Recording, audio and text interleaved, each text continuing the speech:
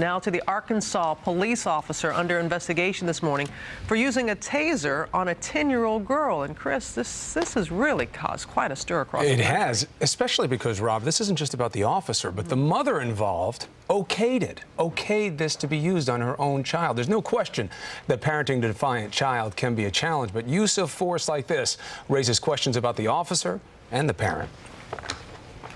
It happened inside this Arkansas home. Kelly King says her 10-year-old daughter was acting out, refusing to take a shower. So she called a juvenile probation officer, who told her to call the police. What happened next would shock any parent. Kelly feels like that she acted as a responsible parent, that her child was endangering herself. The officer says the girl, who has a history of emotional problems, was violently kicking, so he asked King if he could use a stun gun if needed. She said yes. When the girl kicked him in the groin, he delivered a very brief drive stun to her skin. But that was too much for the girl's father, who doesn't live with King. She's a good kid, and she's not a dog. She don't deserve to be treated inhumane. She's not a tiger. The case sparked outrage in this small Arkansas town. If a parent was to do something like that to a kid, they'd be arrested.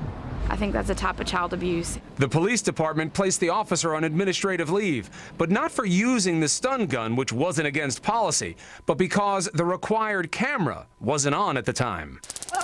Tasers or stun guns are valuable tools against suspects who resist, but are rarely used on 10-year-olds. But it's highly unlikely that a 70-pound girl was at risk of overpowering the police officer. Still, Kelly King said by phone she's confident she made the right decision. I'm not calling them over here to handle my problem. I'm having them come over here to protect my daughter from hurting herself or hurting somebody else.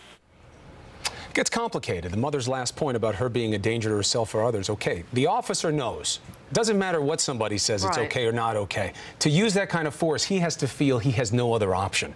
10-year-old overpowering him? Tough question. Yeah, that is a tough question. But again, there's another component with the mom, as you said, because the mom gave permission to do that. It complicates things, although it does not allow the officer to ignore his own discretion. Right, that's true. All right, Chris, we'd love to know what you think, so weigh in on our message board and let us know.